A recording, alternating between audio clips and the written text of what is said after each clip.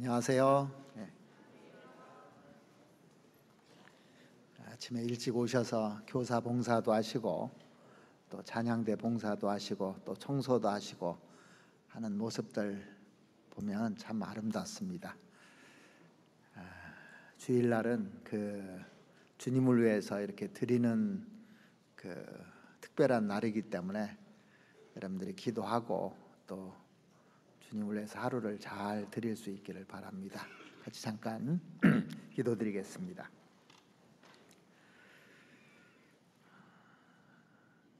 우리의 영혼을 사랑하시는 우리 아버지 하나님, 주님의 은혜에 참으로 감사를 드립니다.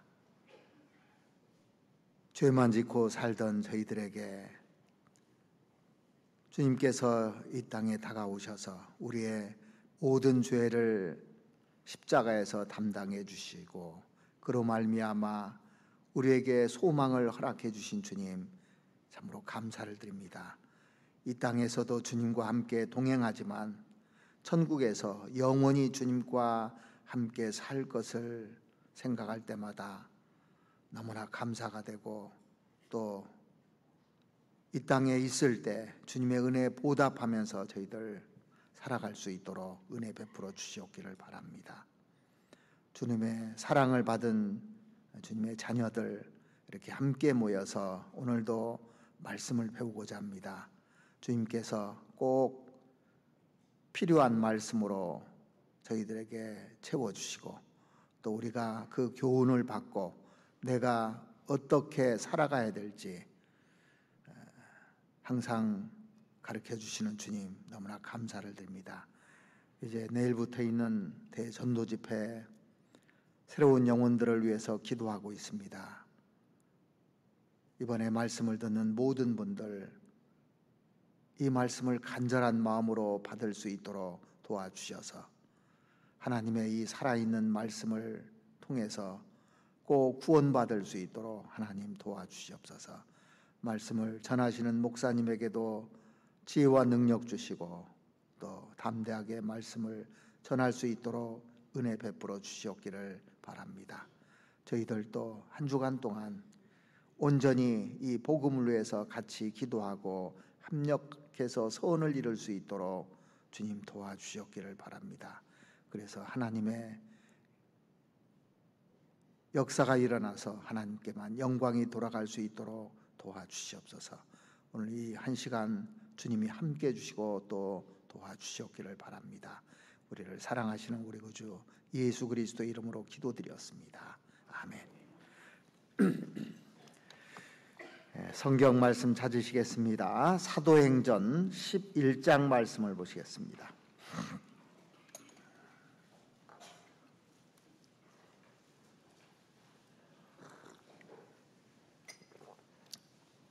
사도행전 11장 19절 말씀부터 26절까지 제가 읽어드리겠습니다. 사도행전 11장 19절부터 보시겠습니다. 때 스데반의 일로 일어난 환난을 인하여 흩어진 자들이 베니게와 구브로와 안디옥까지 이르러 도를 유대인에게만 전하는데 그 중에 구브로와 구레네 몇 사람이 안디옥에 이르러 헬라인에게도 말하여 주 예수를 전파하니 주의 손이 그들과 함께 하심에 수다한 사람이 믿고 주께 돌아오더라. 예루살렘 교회가 이 사람들의 소문을 듣고 바나바를 안디옥까지 보내니 저가 이르러 하나님의 은혜를 보고 기뻐하여 모든 사람에게 굳은 마음으로 주께 붙어 있으라 권하니 바나바는 착한 사람이요 성령과 믿음이 충만한 자라. 이에 큰 무리가 주께 더하더라. 바나바가 사울을 찾으러 다소에 가서 만남에 안디옥에 데리고 와서 둘이 교회에 1년간 모여 있어 큰 무리를 가르쳤고 제자들이 안디옥에서 비로소 그리스도인이라 일컬음을 받게 되었더라. 제일 마지막 절에 보면 그리스도인이라 일컬음을 받게 되었다라는 말씀이 나오는데 오늘날 많은 사람들이 그리스도인 그러면 아마도 그냥 교회 다니는 사람을 전부 다 그리스도인이라고 이렇게 얘기하는 것 같아요. 그런데 이 그리스도인이라는 단어를 처음 사용했을 때도 그랬을까? 오늘 본문에 보면은요, 그리스도인이라는 말을 처음 사용했던 곳이 시리아의 안디옥이라고 이렇게 기록되어 있습니다. 안디옥은 예루살렘에서 북쪽으로 쭉 올라가면 약 480km 지점쯤 되는 곳에 이 안디옥이라는 도시가 있습니다. 지금은 터키 지역이에요. 터키로 되어 있습니다. 옛날에는 거기가 시리아였습니다. 480km면 어느 정도 올라가야 되냐면 광주에서 한 수원 배 가는 거리예요. 수원 배를. 그래서 로마가 통치하던 시대에 세 번째로 큰 도시였습니다. 이 안디옥이요. 그 당시 인구가 한 50만 정도 됐으니까. 옛날에 50만이면요 엄청 큰 도시입니다. 사실은요. 그래서 무역과 상업이 발달됐던 그런 큰 도시였습니다.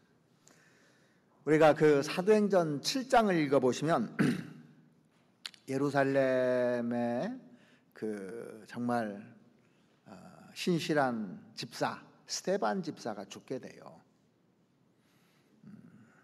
그리고 사도행전 8장에 보면 예루살렘에 종교적인 큰 핍박이 일어나게 됩니다. 여기 잡아놓으시고 한번 찾아보실까요?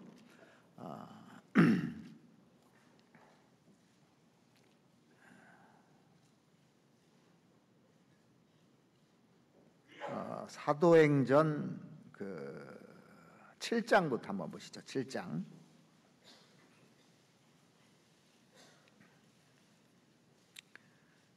7장 54절 말씀부터 보시겠습니다. 저희가 이 말을 듣고 마음에 찔려 저를 향하여 이를 갈거늘 스데반이 성령이 충만하여 하늘을 우러러 주목하여 하나님의 영광과 및 예수께서 하나님 우편에 서신 것을 보고 말하되 보라 하늘이 열리고 인자가 하나님 우편에 서신 것을 보노라 한데 저희가 큰 소리를 지르며 귀를 막고 일심으로 그에게 달려들어 성 밖에 내치고 돌로 칠세 증인들이 옷을 벗어 사울이라 하는 청년의 발 앞에 두니라.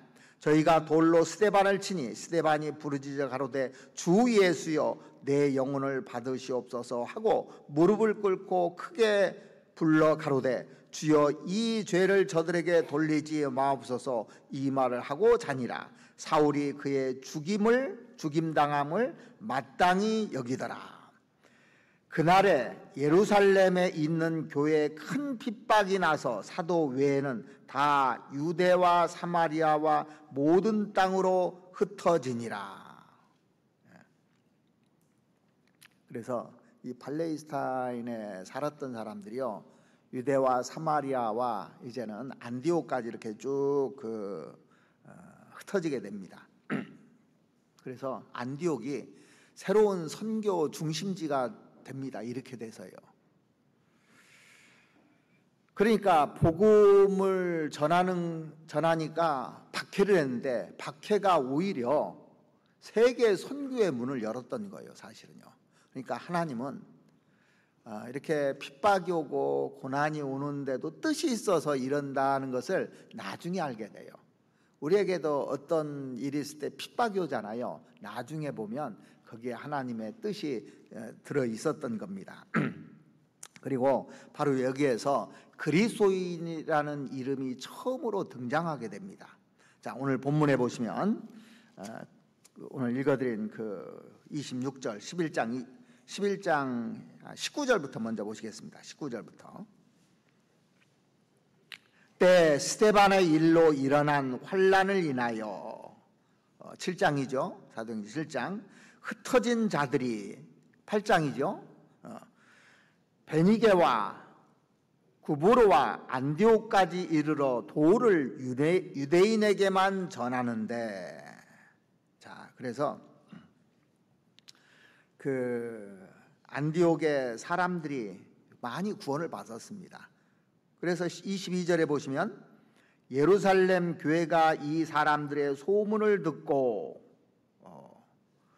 바나바를 안디옥까지 보내니, 그러니까 이 안디옥 교회 초대 목사님이 누구냐면 바나바 목사님이에요.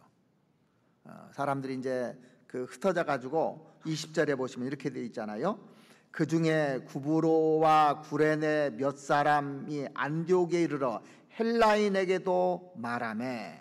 자, 유대인에게 처음에는 전도했는데 헬라인에게도 말하여 주 예수를 전파하니 주의 손이 그들과 함께 하심에 수다한 사람이 믿고 주께 돌아오더라. 그러니까 많은 사람들이 믿고 이제 주님께 돌아와서 전도인을 파송한 겁니다. 저희 교회 초대 당시에도 우리가 이제 그 전도인을 먼저 보낸 것이 아니고 한 50명 정도 전도해서 모이면 그때 전도인을 파송했던 기억이 나요. 지금은 이제 교회가 독립하면 전도인을 같이 보내잖아요. 그 당시 이제 전도하는 사람들이 많지는 않았을 겁니다. 그래서 초대에 그 목사로 안디옥에 바나바 목사가 갔는데 사람들이 자꾸 늘어나니까 혼자 감당할 수가 없는 겁니다. 그래서 다소에 있던 바울을 이렇게 초청을 합니다. 그래서 바나바와 바울 두 분이 이 그 안디옥 교회를 담당하는 겁니다. 자, 25절 한번 보시겠습니다. 바나바가 사울을 찾으러 다소에 가서 만남에 안디옥에 데리고 와서 둘이 교회에 1년간 모여 있어 큰 무리를 가르쳤고 제자들이 안디옥에서 비로소 그리스도인이라 일컬음을 받게 되었더라. 자, 이 그리스도인이라는 이름을 받기 전에 우리 그리스도인들을 뭐라고 불렀을까를 생각해 봤어요. 뭐라고 했을까요? 예수의 제자들 이렇게 부르지 않았을까요? 성도들, 그리고 그리스도를 믿는 형제 자매들 이렇게 아마 불렀을 겁니다. 그리고 이제 안디옥에서 복음을 활발하게 전하니까 안디옥에 있던 사람들이, 믿지 않는 사람들이 그리스도인이라는 말을 최초로 붙여준 겁니다. 우리가 그 크리스찬이라고 하잖아요. 그리스도인을 크리스찬이라고 하잖아요. 크라이스트 플러스 IA인이 붙어 있는 겁니다. 그러니까 그리스도에다가 IAN이 뭐냐면 무엇에 속하다는 뜻이에요. 그러니까 크리스찬이라는 뜻은 그리스도에게 속한 사람이라는 뜻입니다. 자, 그러니까 구원받은 사람에게만 이 말을 붙여줘야 되는 겁니다. 그리스도에 속한 사람, 그리스도의 사람, 그리스도를 닮은 사람 이런 뜻이거든요. 그래서 그 말이 정말 그 귀한 말이잖아요. 자, 그래서 그 중요한 것은 이런 별명을 자기들이 붙인 것이 아니라 구원받지 않은 사람들이 보고 붙여줬다는 겁니다. 이게 가만히 보니까 저 사람들은 진짜 예수 믿는 사람들이라고, 그리스도를 닮은 사람들이라고 이렇게 이방인들이 붙여준 겁니다. 그런데 그 바울과 바나바가 이 안디옥에서 1년 동안 가르쳤다고 돼 있잖아요. 26절에 보면. 자, 다시 한번 보시겠습니다. 26절에 만남에 이 바나바하고 사울이 만남에 이 나중에 사울의 이름을 바울로 바꿔주잖아요. 안디옥에 데리고 와서 둘이 교회에 1년간 모여있어 큰 무리를 가르쳤고 그 결과 어떻게 됐느냐? 제자들이 안디옥에서 비로소 그리스도인이라 일컬음을 받게 되었더라. 자, 1년 동안 뭘 가르쳤을까요? 구원받은 사람들에게 그 그리스도인으로서 어떻게 살아야 되는가, 빛과 소금으로 살아야 된다, 여러 가지 것들을 이제 쭉 가르쳤을 겁니다. 정말 그 말씀에 순종하고 또 예수님을 닮아서 살아야 된다는 걸 가르치지 않았겠습니까? 그러니까 그 행동으로 나오는 걸 보고 비로소 이 안디옥에 살고 있던 사람들이 안디옥에 구원받은 사람들을 크리스찬이라고, 그리스도인이라고 이렇게 별명을 붙여줬다는 겁니다. 자, 우리도 구원받고 나서 한 1년 동안 배웠는데 저 사람은 진짜 그리스도이냐 이런 소리를 듣는다면 잘하는 겁니다. 제가 예전에 그 독일 수도사 가운데 유명한 토마스 캠피스라는 사람의 글을 읽은 적이 있는데, 그 사람의 이름이 토마스인데 캠피스라는 건 지명 이름입니다. 그분이 쓴 책이 그리스도를 본받아라는 책이 있습니다. 기독교의 고전입니다. 명저예요. 그런데 사람들이 안 읽는 책이에요. 언제 시간 내시면은 한번 그런 책들을 한번 읽어보시면 좋을 것 같습니다. 거기에 그리스도를 본받고 사는 삶이 어떤 것인가를 쭉 기록해 놨습니다. 그런데 사도 바울이 고린도전서 11장에 보면은 한번 찾아보실까요? 이 얘기를 했어요. 고린도전서 11장 1절 한번 보시겠습니다.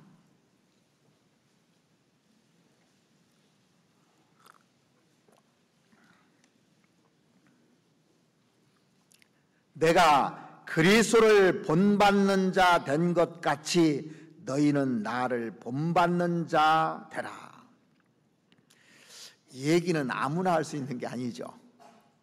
사도 바울이 내가 그리스도를 본받는 자 된 것 같이 뭐라고 하냐면 너희도 나를 본받으라. 자, 우리가 어떤 형제 자매들한테 나 본받으라는 얘기를 하기 쉬워요, 어려워요? 이거 감히 이런 얘기를 어떻게 합니까? 근데 우리가 그리스도인으로 사는 이 생활을 이렇게 해가면서 사는 근본적인 목표가 뭐냐? 그리스도를 본받기 위해서 지금 말씀을 배우고 또 교제를 하고 기도하고 하는 겁니다, 사실은요. 그 가운데서 그리스도의 냄새가 나야, 향기가 나야 복음이 전해지잖아요.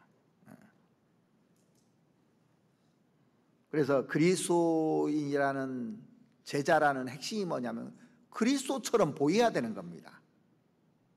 제가 구원받은 결정적인 계기가 뭐냐면은 저를 전도한 대학생이었는데요. 처음 만났는데 제가 그리스도인처럼 보였어요. 다른 사람하고 달랐습니다. 어떤 사람 보면 정말 그리스도인같이 보이는 사람이 있거든요. 그냥 외모나 말에서 그게 딱 보이면 그냥 빨려 들어가게 돼 있는 겁니다. 그러니까 그 청년을 봤는데 지금은 나이 많이 먹었습니다. 그리스도처럼 말하고 있는 겁니다. 그리스도처럼 생각하고 그리스도처럼 행동하고 그리스도처럼 사람을 섬기는 거예요. 지금 와서 보니까요. 그러니까 그 말 한마디에 사람이 쫙 빨려 들어가더라고요. 그러니까 안디옥에서 바울과 바나바가 본을 보였을 겁니다. 본을 보이고 나서 그 안디옥에 있는 성도들이 그리스도처럼 행동했을 겁니다. 또 말도 그리스도처럼 했겠고, 행동이나 모든 것을 사람을 섬기는 것도 그리스도처럼 이렇게 쭉 하니까 그리스도의 향기가 쫙 나타나는 겁니다. 그래서 고린도 후서에 보면 그리스도인이 뭐냐는 정체성에 대해서 착 설명을 해놨어요. 아주 잘 설명해놨습니다. 그리스도인이 뭐냐를 정확하게 알려면 고린도 후서를 쭉 읽어보면 됩니다. 그래서 고린도후서 1장에는 그리스도인은 성령을 소유한 사람이다. 그리스도인은 향기다. 그리스도인은 편지다. 3장에는 그렇게 돼 있잖아요. 4장에는 그리스도인은 보배를 질그릇에 가진 사람이다.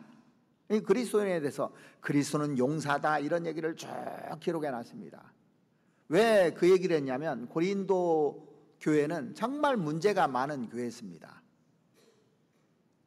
형제자매들 간에 법정으로 끌고 가서 고소도 하는 일이 있었고 간음하는 일도 있었고 그래서 죽은 자들이 많았다고 그랬습니다. 잠자는 자들이.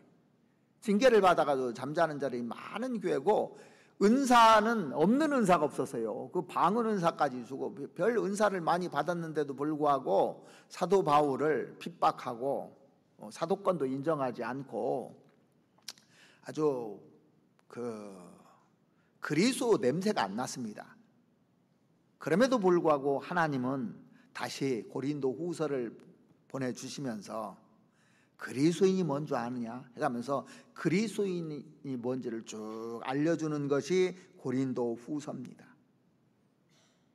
참 신비한 것은요, 구원받고 5년, 10년, 20년 되었는데도 그리스도 냄새가 잘 안 나는 사람이 있는가 하면 단 1년 됐는데도 불구하고 그리스도인이라는 그 그리스도인의 향기가 나는 사람들이 많이 있습니다.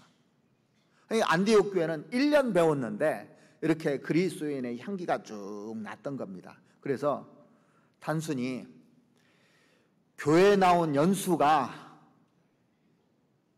그리스도인의 향기를 내는 건 아니라는 겁니다. 단 1년 배워도 얼마든지 이런 향기를 낼 수가 있는 겁니다. 그래서 그리스도인이 뭔지를 오늘은 좀 우리가 알았으면 좋겠어요. 우리가 크리스찬, 그리스도인 뭐 얘기하는데 내가 그 말을 들을 자격이 있는가 한번 생각해 보고, 자격이 좀 부족하다면 지금부터라도 그 자격이 될 수 있도록 해야 나를 통해서 하나님이 쓰시고 복음이 전해지는 겁니다. 자, 그리스도인이라는 게 뭐냐? 한마디로 말하면 그리스도를 닮은 사람을 그리스도인이라는 겁니다. 첫 번째, 그리스도를 닮은 사람입니다. 23절 한번 보시겠습니다. 11장 23절. 사도행전 11장 23절입니다.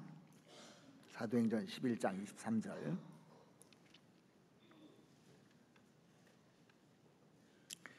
여기는 그 안디옥 교회 목사였던 바나바를 소개하고 있습니다. 자, 먼저 바나바가 어떤 사람이었길래 그 안디옥에 있는 사람들이 그리스도를 닮은 사람이 됐는가? 그러니까 사람은요, 그 먼저 된 사람을 다 닮게 돼 있습니다. 자식은 부모를 기본적으로 닮게 돼 있어요. 구역에서는요, 구역장을 구역 식구들이 닮게 돼 있고, 교회에서는 눈에 보이는 목사를 그래도 닮게 돼 있습니다. 제가 잘못하잖아요? 그럼 다 닮아요. 좀 잘하면 그것도 닮고, 근데 안 좋은 쪽으로 많이 닮아요. 그러죠? 좋은 건 잘 안 닮으려고 그러고. 아무튼 닮습니다. 그래서 많이 선생되지 말라고 그랬고, 참 이게 앞에 서 있는 것이 그렇게 어려울 수가 없어요. 부모가 되면 어렵잖아요. 자식들이 보고 있으니까. 구역장을 하면 왜 힘드냐면 내가 잘 해야 되니까, 잘못하면 구역 식구들이 다 닮으니까 힘든 거예요, 사실은요.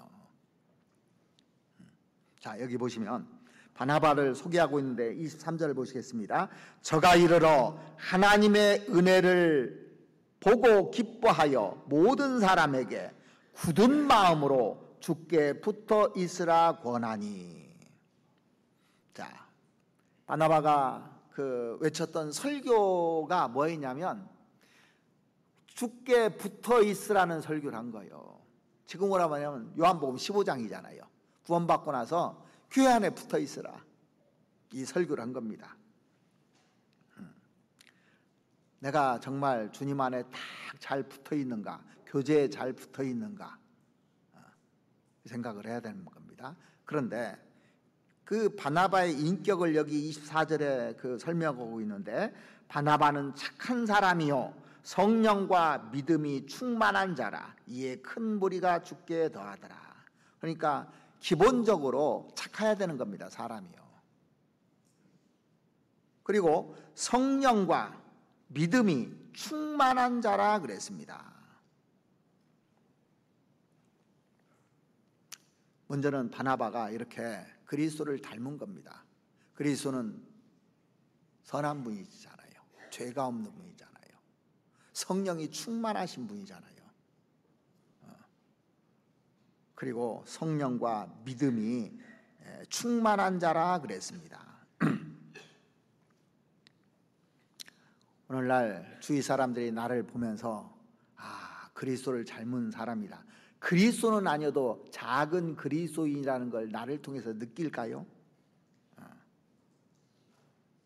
가끔 사람들이, 믿지 않는 사람들이요, 우리를 뭐라고 합니까? 저 예수쟁이. 그런 얘기 들어봤어요? 안 들어봤어요?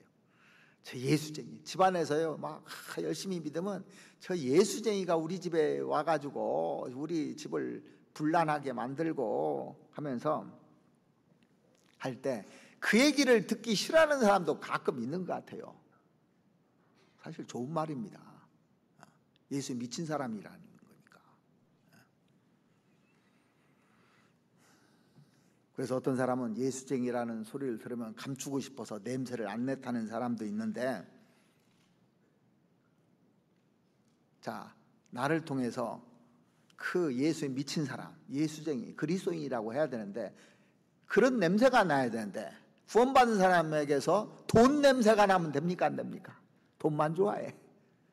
자존심 냄새가 나면 됩니까? 안 됩니까? 안 되는 겁니다, 이게. 나를 접촉하는 사람들이 나를 통해서 그리스도의 냄새를 맡아야 돼요. 여기서 향기가 나가야 되는 겁니다. 여러분들 잘 아실 겁니다. 유명한 알렉산더 대제의 그런 유명한 일화가 있는데, 그 알렉산더 대제의 병사 가운데 하나가요, 자기하고 이름이 똑같은 사람이 있었어요. 병사가 있었어요. 알렉산더입니다. 이 병사 이름이 알렉산더. 그런데 이 쫄병이요, 문제가 많은 쫄병이었어요. 뭐 장교도 아니고 이제 병인데, 아무튼 그 문제를 일으키니까 사람들이 어이 알렉산더 말이야 하면서 욕하고 그런 겁니다. 근데 그 소식이 알렉산더 귀에까지 들어간 겁니다. 알렉산더 대왕의 이름을 가진 쫄병이 매일 욕 얻어먹는다는 소리를 듣고 알렉산더가 머리를 써서요, 야밤에 그 막사를 찾아갔어요.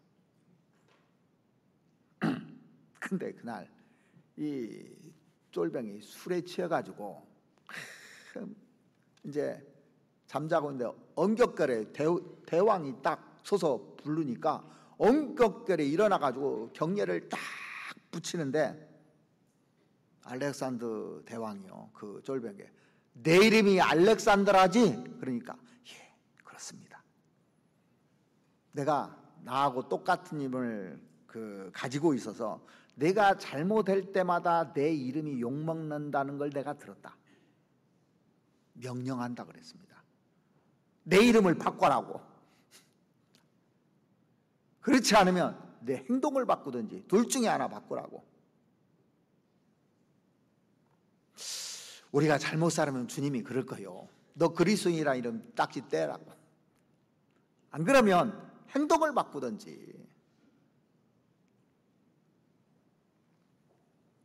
잘못한 행실 때문에요, 그리스도가 모독을 받을 수가 있는 겁니다.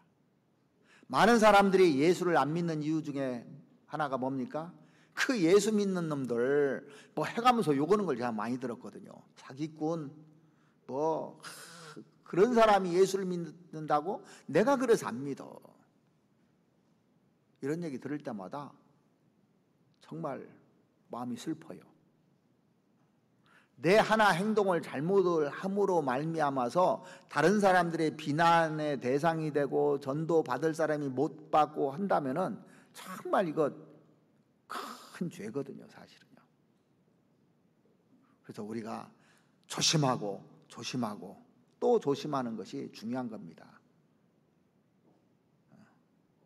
잘하는데도 비난하기 위해서 욕하는 것은 어쩔 수가 없습니다.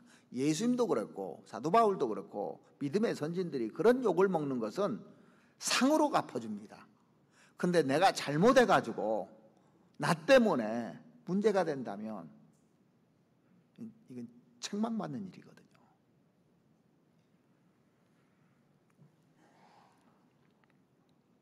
내가 잘못해서 욕을 얻어먹는다면 어떻게 책임을 질 거냐고요. 이 러시아 병사 하나가요, 나폴레옹에게 잡혀서 이제 포로가 된 겁니다. 포로에게 나폴레옹이 이 포로들에게 N자 표시를 해서 다 막 찍어버렸어요. 여기다 팔에다가 인두로 찢어가지고. 그러니까 이제 러시아 병사 하나가 이거 이 N자가 무슨 표시냐고 그랬더니 너는 오늘부터 나폴레옹의 군사다. 이 표시라고 하니까 이 군사가요 갑자기 칼을 빼가지고 자기 팔을 잘라버리더래요. 피가 뚝뚝 떨어지지 않습니까? 대개는 오직 한 주인만 있을 따름이요. 내게 두 주인은 없어 하면서 오직 러시아 대제에게만 나는 속한 사람이라고 하면서 팔을 잘랐다는 거예요. 우리가 그렇게는 하지는 못해도 정말 그리스도인이라면 끊을 걸 끊어야 되는 겁니다. 아직도 술 먹고 담배 피고 또 죄를 짓고 하는 것이 있다면 끊어야 되는 거예요. 이 러시아 병사는 자기 팔을 잘랐습니다. 실화입니다, 실화. 그런 결단이 있어야만 이게 그리스도인이잖아요.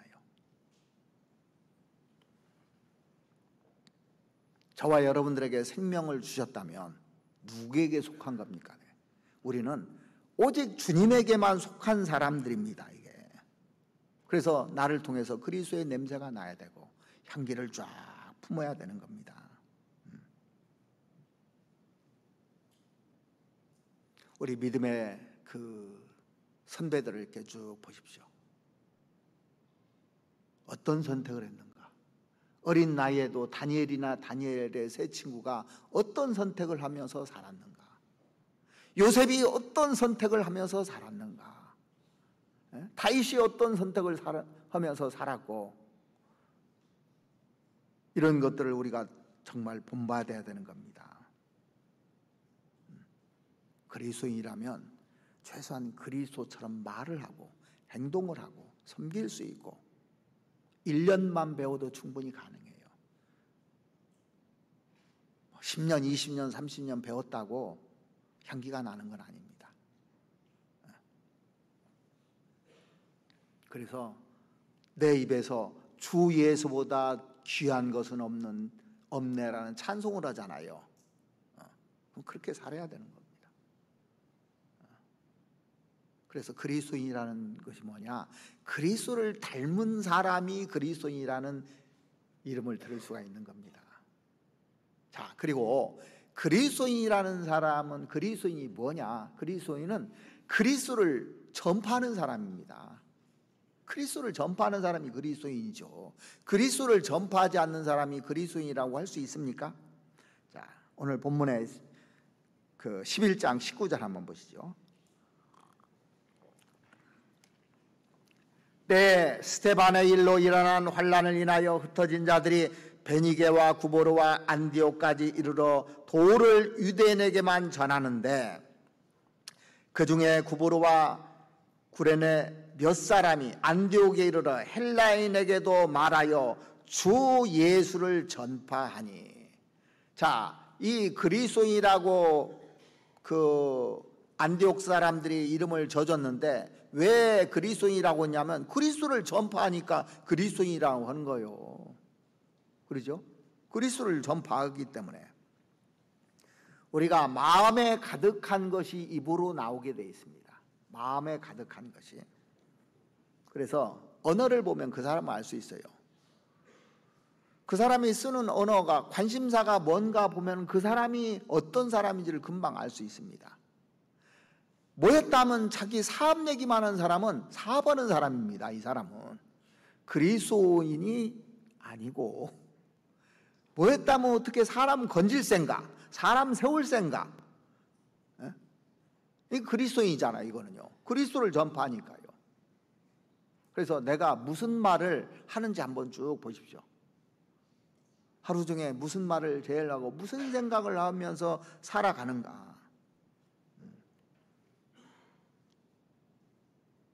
내가 사람 만나면 그리스도를 전하면요, 그 사람이 그리스도인입니다.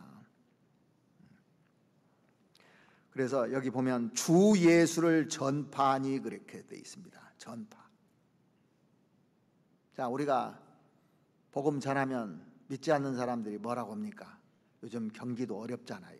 갈수록 경기가 어려운데 어렵게 사는 사람들이 그런 얘기를 하더라고요. 당신이야 팔자 좋으니까 예수 믿지 나는 먹고 살기도 힘들다고 그런 얘기를 하는 걸 들었어요. 복음 전하면요. 근데 이 당시에 이 사람들이 예루살렘에서 핍박에서 쫓겨서 다른 나라로 이민 간 사람들입니다. 사실은요. 어려워요, 사실은요. 그죠? 어려운 가운데서 지금 복음을 전하고 있는 겁니다. 그러니까 보십시오. 예루살렘에서 나의 주님은 안디옥에서도 나의 주님이었던 거예요. 예루살렘에서 복음을 전하다 핍박을 하니까 안디옥에 가서도 전하는 겁니다. 이게 그리스도인입니다. 좋은 환경 속에서 나의 주님은 좋지 않은 환경 속에도 나의 주님인 겁니다. 변함이 없는 겁니다. 이게 그리스도인은. 자, 그러니까 보십시오. 젊은 날의 나의 주님은 노년에도 나의 주님이잖아요. 그 이사야서 46장 한번 찾아보시겠습니다. 46장 4절 말씀 보시면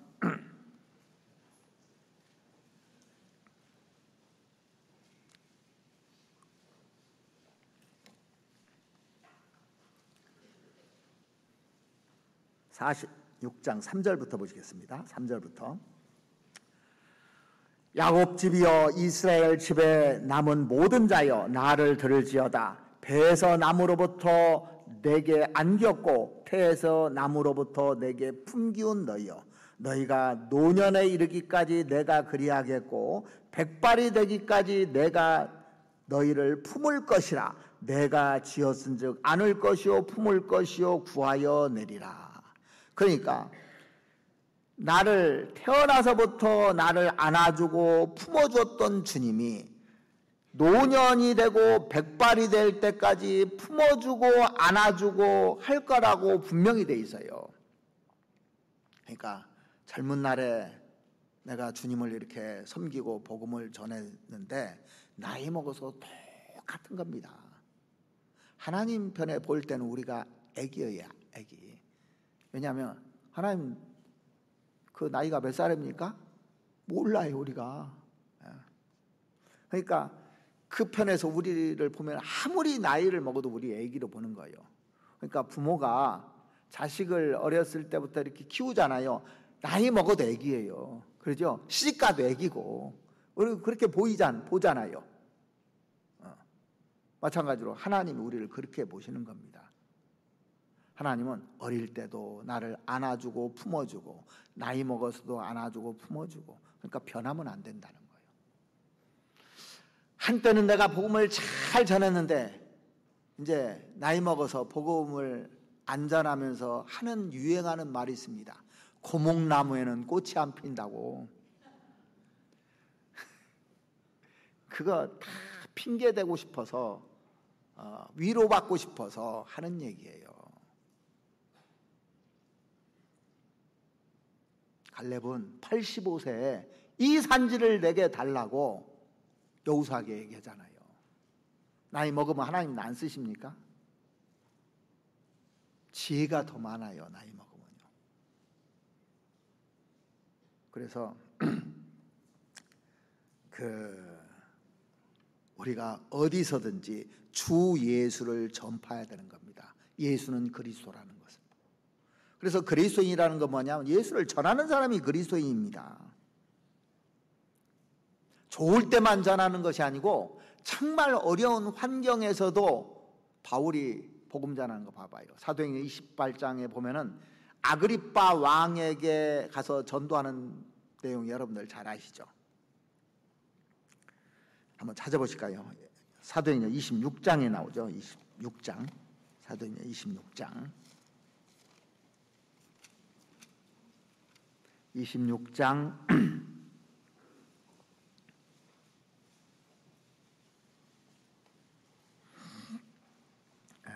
26장 24절부터 보시겠습니다.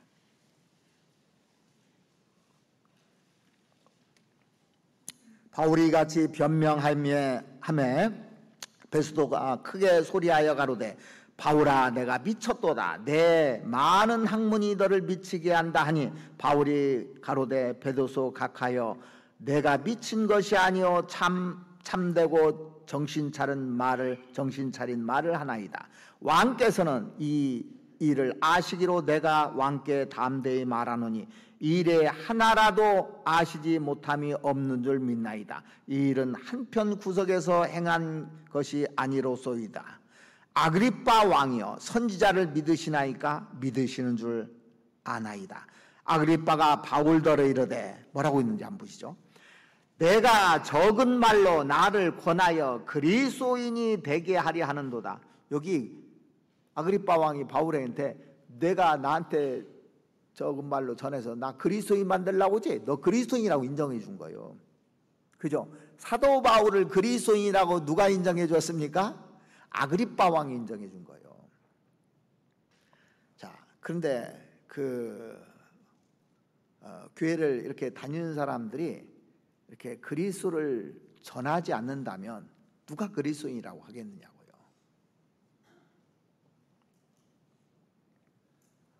이 아그리빠 왕은 그 팔레스타인을 통치하던 왕이었는데 정확히 말하면 헤롯 아그리빠입니다. 헤롯 아그리빠입니다.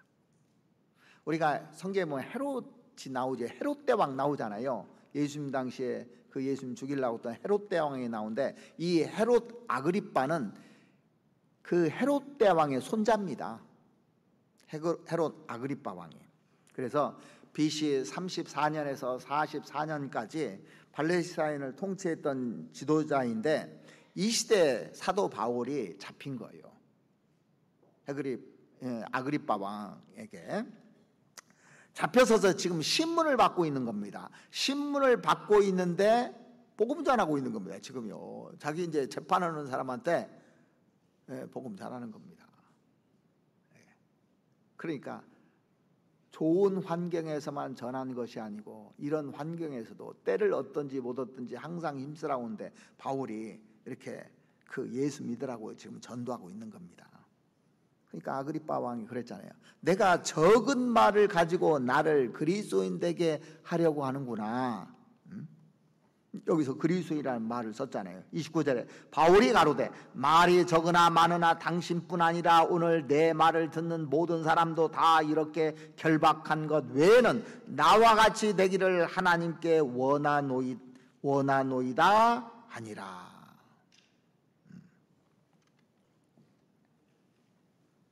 자, 그래서 그리스도를 전한 겁니다. 메시아, 그리스도 똑같은 말이잖아요. 자, 그 구약에 보면 어떤 자리에 취임할 때 양각 나팔에다 기름을 부어서 그 취임하는 사람들이 세 종류가 있었습니다. 기름을 부어서 머리에 기름 붓고 이렇게 취임하는데 누가 하냐면 왕이 되면 기름을 부어줘요. 그리고 또 제사장에게 기름을 부어주고 선지자에게 기름을 부어줍니다. 왕은 뭐 하는 사람이냐면 백성을 다스리는 사람이잖아요. 제사장은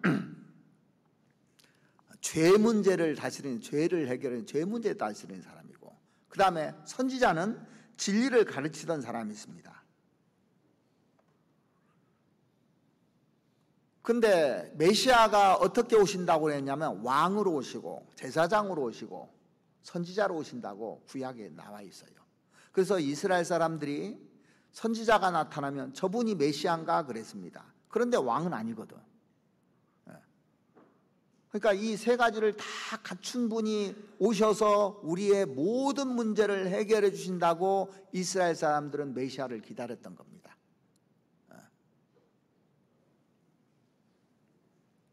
그런데 이 나타난 사람들이 뭐 선지자도 나타나고 제사장도 나타나고 왕도 나타났는데 저분이 메시아일까 하고, 그런데 가짜들만 계속 나타나는 겁니다.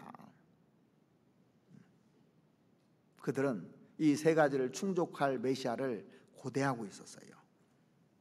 왕으로 오셔야 되고, 죄 문제를 해결해야 되고, 진리를 가르치는 그 메시아를 기다렸던 겁니다. 그런데 메시아를 발견하고 나서 그들이 이런 얘기를 해요. 예수가 그리스도라고. 예수가 이분이 그리스도라고. 예수가 우리를 기다렸던 왕이라고. 예수가 죄 문제를 해결하는 분이라고. 예수님이 진리를 가르치는 선지자라고. 근데 제자들이 믿은 거예요.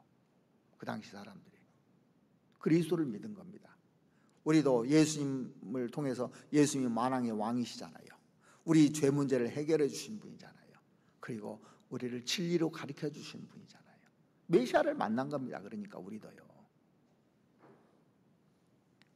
그래서 사도행전 11장 다시 한번 보시면 11장 19절에 보시면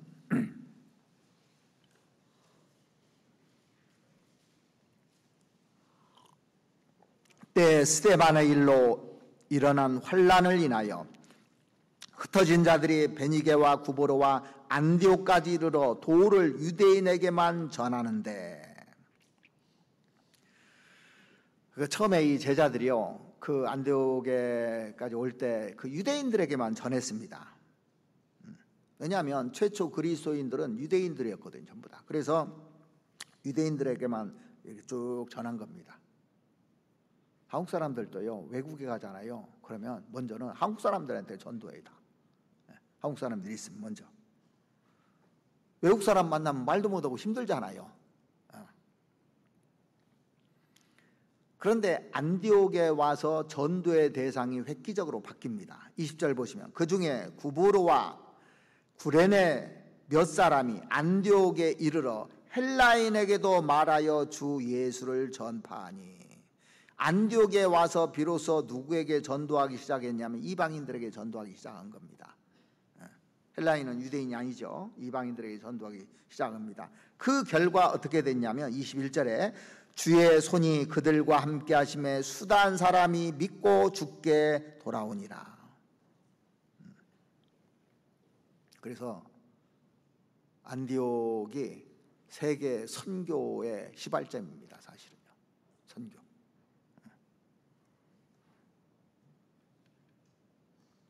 자, 그리스도인이라면 그리스도를 전하는 사람이 그리스도인입니다. 평생 동안 한 명에게도 전도하지 못했다면 그리스도인이라는 이름이 자랑스러울까요? 붙일 수 있을까요?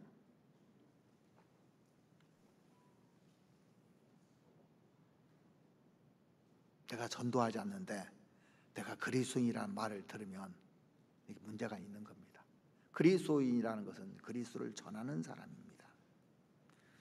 여러분들 베너라는 영화 보셨죠? 예전에 이제 베너라는 영화를 보면은 이 주인공 베너가 노예로 이렇게 끌려갈 때 예수님이 나타나서 물 한 모금 주는 장면이 나옵니다. 이렇게. 이 낯선 사람이 자기에게 물 한 모금 준 것을 이 베너는요 잊지를 못해요. 그래서 노예선에서 배를 저으면서 계속 그 물 한 모금 주었던 그 낯선 사람이 누굴까? 계속 고민합니다. 그래서 그에게 받은 은혜를 잊지 못하는 겁니다. 사랑을 잊지 못하는 겁니다. 그런데 나중에요.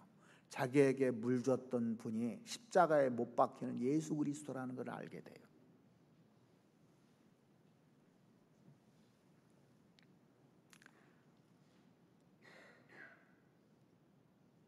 예수님이 나를 위해서 십자가에서 못 박아 죽으신 분이잖아요. 우리가 그 증인이잖아요. 근데 증인이 증거하지 못한다면 비각한 겁니다. 자, 법정에서요 증인을 세웠는데 분명히 봤어요. 뺑소니한 걸 봤어요, 이 사람이. 그래서 증인을 불렀는데 침묵하고 있다면 왜? 두려워서.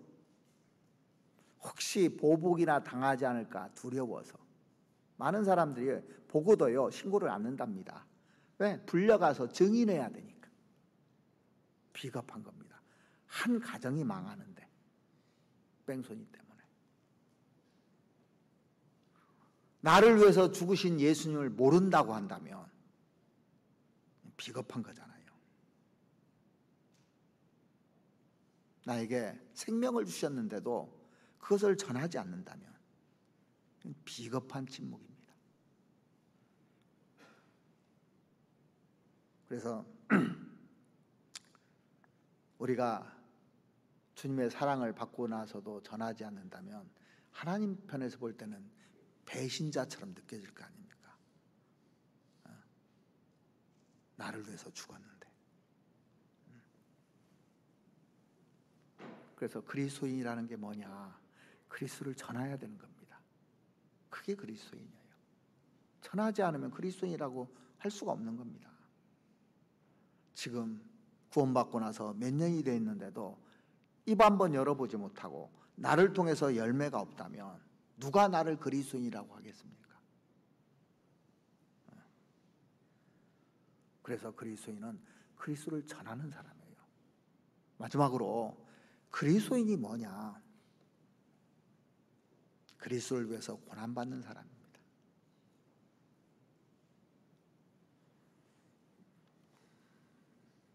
2차 세계대전 때 그 태평양 한가운데에서 미국 함정 한 척이요, 적의 포탄을 맞고 이게 배가 가라앉게 생겼어요. 그래서 이 조금 있으면 배가 가라앉게 생겼으니까 물건들이 거기 있는 거 가볍게 하려고 다 던졌습니다. 다 던지는 거예요. 근데 마지막까지 던지지 않은 두 가지가 있답니다. 뭐겠어요? 자기 짐도 던지고 다 던졌는데 식량은 못 던지겠더래요. 이거 던지면 죽잖아요. 또 한 가지가 뭔지 아십니까? 이 병사들이 다 던지는데 애인 사진은 던지지 않더랍니다. 애인 사진은.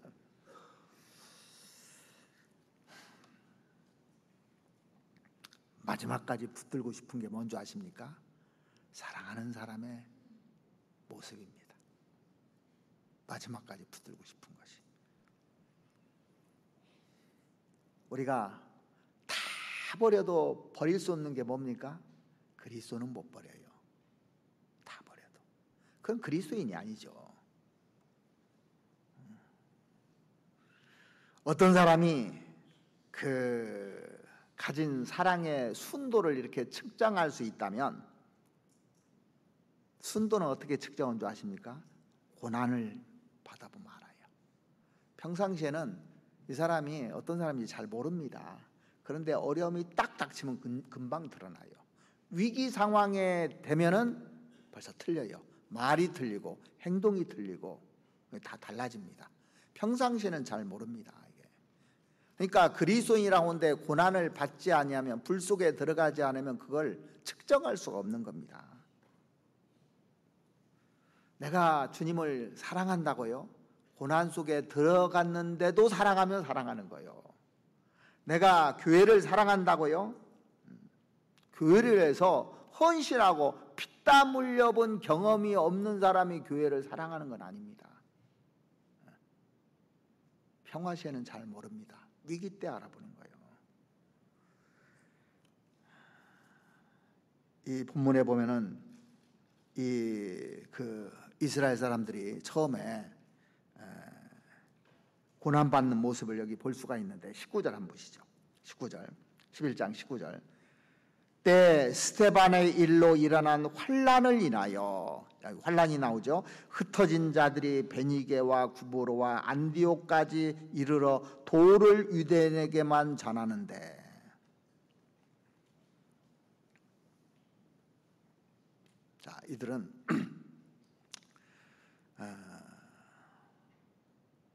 고난을 위해서만 이렇게 도피를 했다면, 안디옥에 도피했다면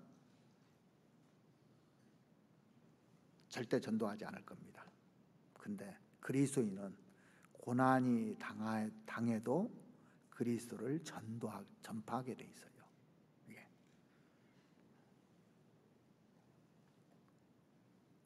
어떤 사람이요, 고난을 받으면 도피하는 사람이 있고 오히려 애착을 갖는 사람이 있어요. 거기에요. 고난이 오면 더 애착을 갖는 사람이 있습니다. 고난을. 제가 예전에 이해 못하는 게 있었는데, 등산하는 사람들, 히말라야산 등산하는 사람들, 거기에다가 자기 목숨을 묻어요. 묻을 데가 없어서 거기다 묻는가? 예? 자, 그런데 그 사람들이 목숨을 두려워하지 않고 그 산을 한 산 올랐으면 됐잖아요. 또 오르고 또 오르고. 자, 예전에 회사 다닐 때인데 고미정인가 누구 여자분이 있었어요. 그 히말라야 14봉인가 다 정복한 분이 있는데, 나중에요, 내가 구원받고 나서 나중에 거기서 죽었다는 소리를 들었어요. 그때 보니까 손바닥이 정말 흑인처럼, 여기는 하얀데 여기는 막 새까맣더라. 얼굴이 아주 반질반질해. 막 타가지고 아주 건강한 미 탄 거 있죠. 와서 강연을 하는데, 와, 대단하더라고. 자기는 산이 좋다고, 산에다 목숨을 걸 거라고. 그때 이해를 못했습니다. 왜 그렇게 산에 올라갑니까? 물어보면 다 뭐라고 해요? 거기 산이 있으니까 그러잖아요. 그 사람들은 결국에는 거기다 묻더라고. 고난이잖아요. 고난을 즐겨요. 그러니까 산악인이라고 하는 겁니다. 그 사람을, 등산하는 사람을 산악인이라고 합니까? 아닙니다. 거기다 목숨을 거는 사람을 산악인이라고 하는 거예요. 그리스도인이라는 것은 그리스도의 고난에 참여하고 거기다 목숨을 거는 사람들이 그리스도인인 겁니다. 늘 산을 가까이 하잖아요. 늘 그리스도를 가까이 하는 사람, 이 사람이 그리스도인인 겁니다. 아버지보다 어머니를 자식들이 사랑하는 이유가 뭡니까? 아무래도 어머니들은 자식을 낳기 위해서 고생하고 키우느라고 고생하고 더 많은 희생과 눈물을 겪었기 때문에 자식들은 대체적으로 어머니한테 애정을 갖게 되는 겁니다.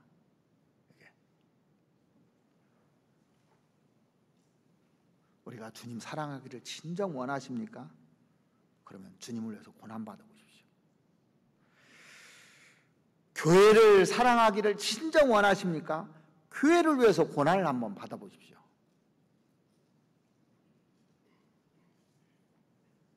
가끔 교회가 정이 안 된다고, 사랑이 없다고 불평하는 사람들이 봅니다. 고난이 오면요 다 도망가 버린 사람들이에요. 그 사람들이 원망하고 불평하는 사람들입니다. 정말 그 속에 들어가서 고난과 함께 하는 사람들은 그렇게 하지 않아요.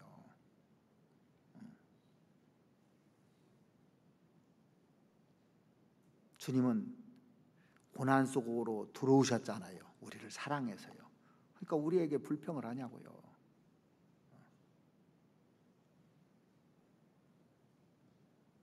진짜 사랑하면요 고난 속에서 사랑을 하게 돼 있어요. 진짜 사랑하면.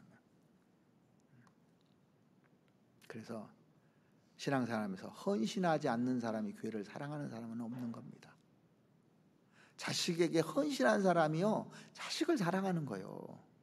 자식을 자기 좋다고 이혼하고 자식 버리고 간 사람이 자식 진정으로 사랑하겠냐고요. 그렇지 않습니다. 자식을 위해서 헌신한 사람.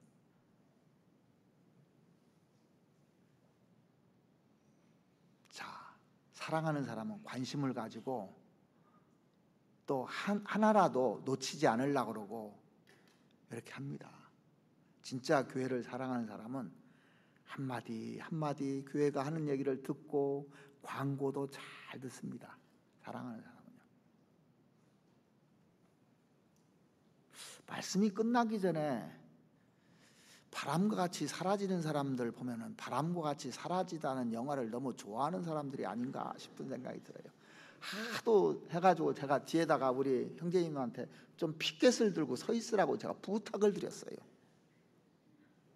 보면 한 30명씩 나가요. 그래서 바빠서 그런가 보다 했더니 어떤 목사님이 한 20분 전에 끝내더라고. 그래도 더 나가?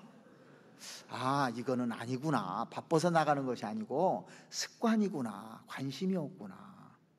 애정이 없구나. 진짜 그렇습니다. 봉사를 위해서 어쩔 수 없이 나가는 사람 몇 명 있습니다. 근데 의뢰 나가요, 의뢰.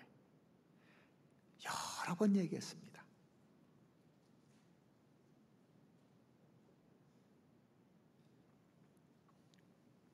그래서 정말 애정을 가지면요, 뭐가 잘못되잖아요. 그러면 어떻게든지 이걸 좋게 고치려고 그러고 좋은 방향으로 하고 또 참고 막 이럽니다. 기다려주고. 성경에 보면 시편 119편 71절에 보시면 고난당하는 것이 내게 유익이라 그랬죠. 그걸 경험해 보셨습니까? 고난당한 것이 내게 유익이라. 이로 인하여 내가 주의 율례를 배우게 되었나이다. 그래서 고난 속에서 그리스도를 배우는 겁니다. 고난이 없으면 그리스도를 배울 수가 없는 거예요. 로마서 5장 한번 보시겠습니다. 로마서 5장.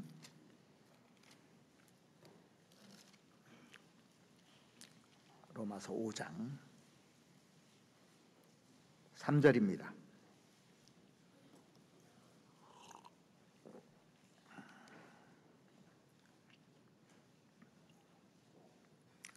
로마서 5장 3절. 다만 이뿐 아니라 우리가 환난 중에도 즐거워하나니 이는 환난은 인내를, 인내는 연단을, 연단은 소망을 이루는 줄 알미로다.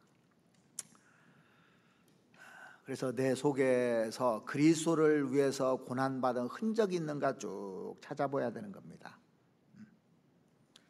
성경에서 그리스도라는 명칭이 딱 3번 나오더라고요. 이렇게 이미 2군데 말씀드렸습니다. 한 군데는 어디에 나오냐면 베드로전서 한번 찾아보시죠. 베드로전서 4장을 보시면 베드로전서 4장 16절입니다.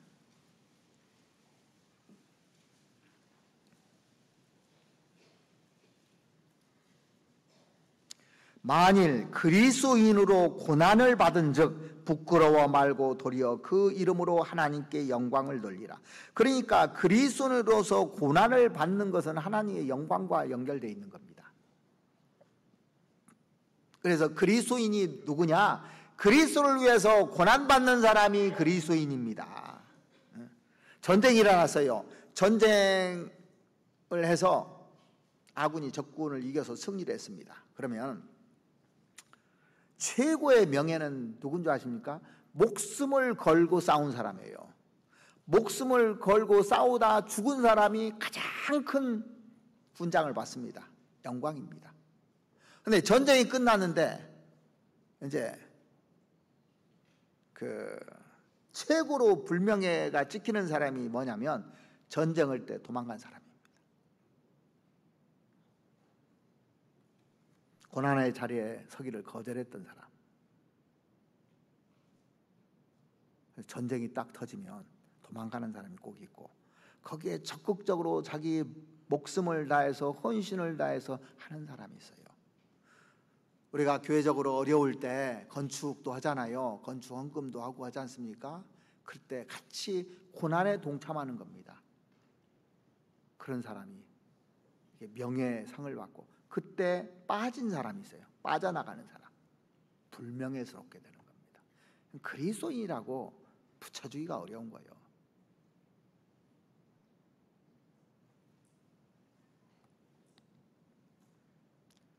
내 삶 속에서 나를 구원하신 주님을 위해서 내가 피땀 흘린 흔적이 있는가 찾아봐야 되는 겁니다. 그래서 사도 바울은 갈라디아서 6장 17절에 이렇게 얘기하고 있습니다. 한번 찾아보시죠. 갈라디아서 6장 17절.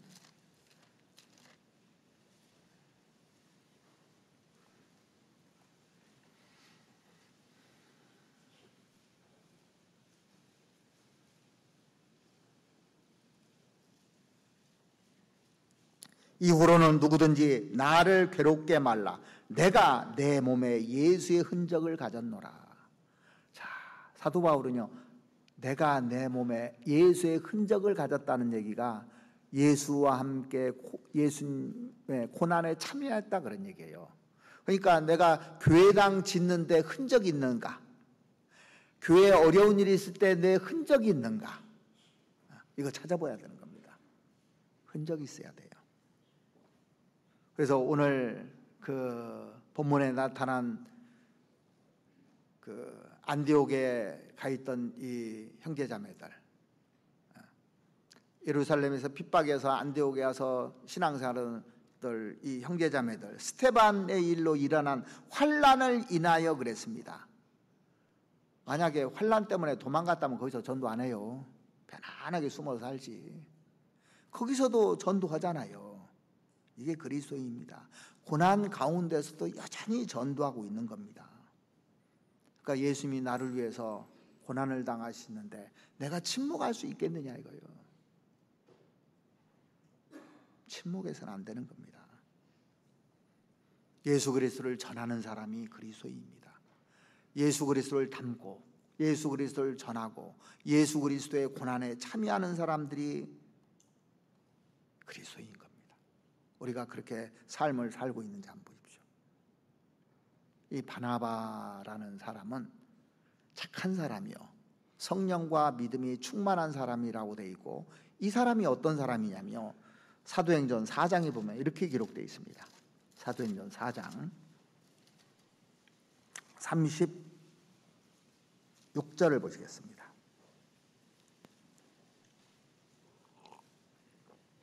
36절. 구르부에서 난 네이 족인이 있으니 이름은 요셉이라. 사도들이 일컬어 바나바라, 번역하면 권위자라 하니, 그가 밭이 있음에 팔아 값을 가지고 사도들의 발 앞에 두니라. 이 사람의 본명이 바나바가 아니죠. 본명이 요셉이라고 되어 있죠. 바나바는 별명입니다. 바나바라는 뜻이 뭡니까? 권위자라고 되어 있잖아요. 위로하고 격려의 아들이다, 그런 뜻입니다. 그러니까 이 사람은 사람만 만나면 위로해 주는 사람이었어요. 그리고 격려해 주는 사람이 있습니다. 그러니까 사람들이요, 별명을 뭐라고 붙였냐면 격려의 아들이라고 붙인 거예요. 그 사람만 만나면 사람이 세워집니다. 사람이 살아나는 겁니다. 그리고 교회에 어려움이 생기니까 자기 밭을 팔아가지고 여기 사도들 앞에 이거 가지고 복음 전하라고 쓰라고 한 사람이잖아요. 그러니까 우리 시대에 이런 예수의 흔적을 가진 사람들이 얼마나 필요한가 생각해 보십시오. 우리 시대는 어떤 시대보다도 메마른 시대입니다. 정이 메마른 시대고 개인주의 시대고, 그런데 항상 와서 내 곁에 와서 내 부족함에도 불구하고 위로해주고 격려해주는 사람,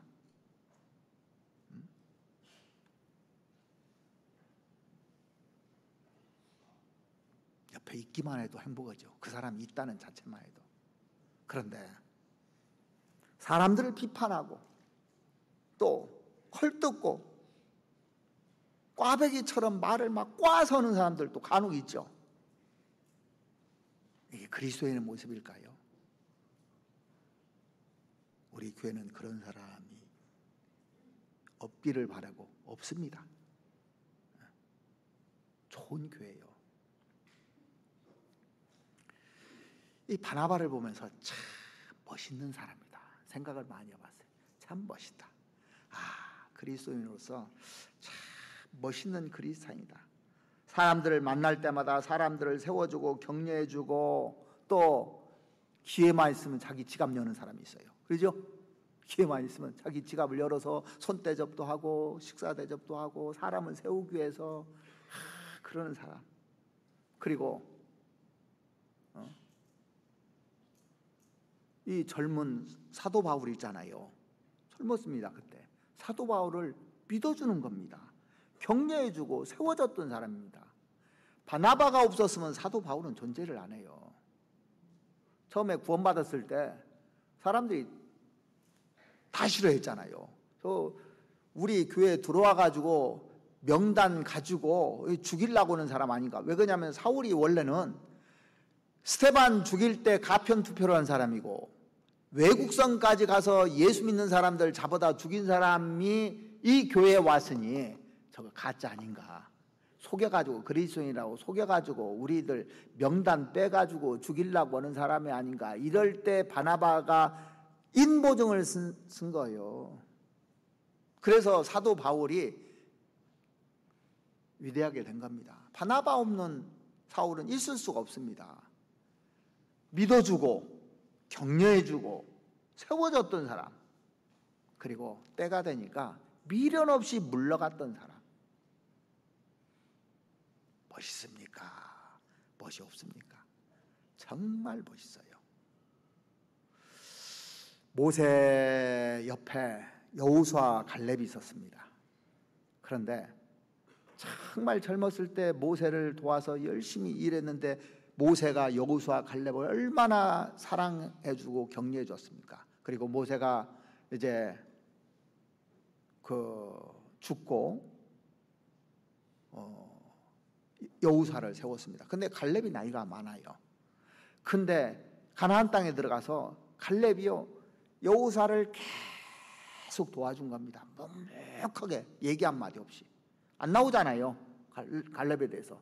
그런데 나중에 전쟁할 때 이 산지를 나에게 달라고 85세에 내가 돕겠다고 전쟁하는데, 그런 일에는 나서도 그 여호수아를 뒤에서 헐뜯었다든가 뭐 했다든가 그런 얘기 없어요.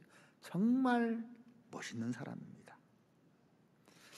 제가 이 바나바나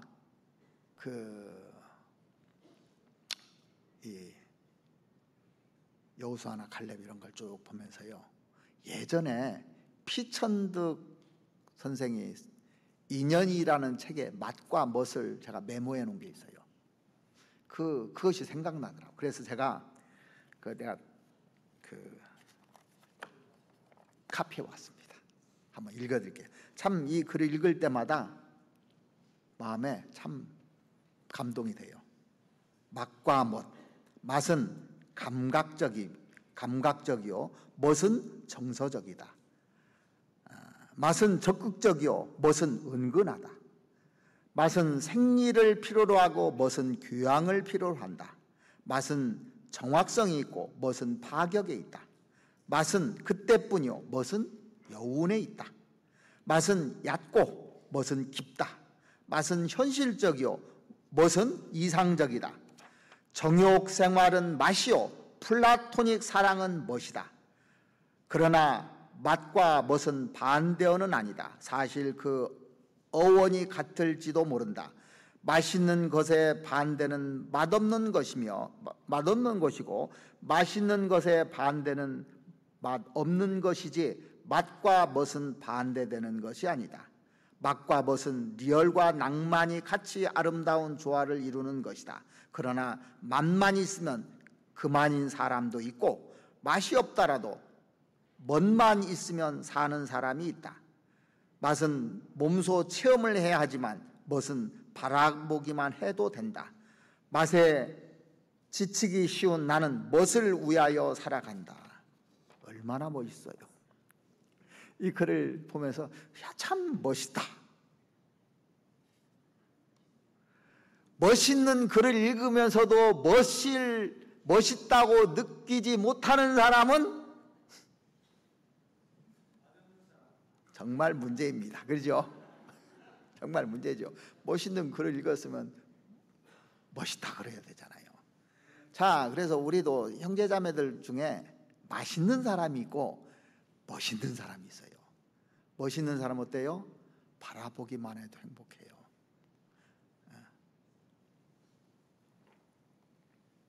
그리스도인이 됐다면 진짜 그리스도인이 돼야 되는 겁니다.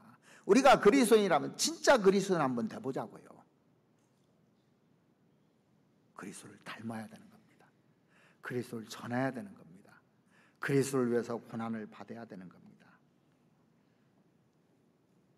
우리 부모들 여기 앉아 계시잖아요. 내가 세상을 떠나는 날 자녀들에게 이런 말을 할 수 있다면, 나는 내 평생 단 한 가지 진짜 예수를 바르게 믿어보려고 노력했다. 너희들도 예수를 잘 믿어라. 이런 유언을 남길 수 있다면 얼마나 행복할까요? 얼마나 멋있는 사람일까요?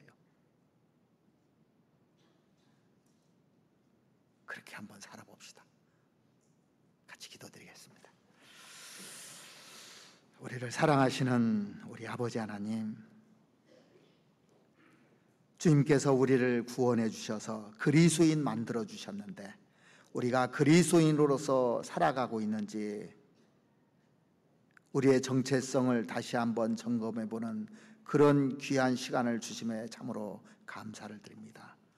내가 구원받고 그리스도인이라고 하는데 그리스도를 정말 닮고 살아가고 있는지, 그리고 내가 그리스도를 진짜 전하고 있는지 나를 돌아볼 수 있는 시간 허락해 주심에 참으로 감사를 드립니다. 그리고 내 속에서 그리스도의 흔적이 있는지, 그리스도와 같이 고난에 동참하고 또 교회를 위해서 헌신하며 살아가고 있는지 나를 돌아볼 수 있는 시간 허락해 주심에 또한 감사를 드립니다. 이제 주님 앞에 설 날이 얼마 남지 않은 이 마지막 시대를 살아가는 저희들, 주님 앞에 섰을 때 정말 그리스도인으로서 잘 살았다고 할 수 있는 응답을 받을 수 있도록 저희들 하루하루 살아갈 수 있도록 도와주시옵기를 바랍니다. 이제 내일부터 올해 마지막 대전도 집회가 있는데 정말 그리스도를 전하는 그런 일에 게으르지 않을 수 있도록 주님 도와주시옵기를 바랍니다. 그리고 일주일이라는 시간 동안 같이 기도하고 합력하고 선을 이룰 수 있는 시간이 될 수 있도록 주님 도와주시옵소서. 우리에게 주신 이 기회를 낭비하지 않고 정말 그리스도인으로서 살아갈 수 있도록 하나님 도와주시옵소서. 그래서 많은 사람들에게 빛과 소금이 되고 향기를 내서 그들에게 그리스도를 전할 수 있도록 도와주시옵기를 간절히 원합니다. 우리를 사랑하시는 우리 구주 예수 그리스도 이름으로 감사하며 기도드렸습니다. 아멘.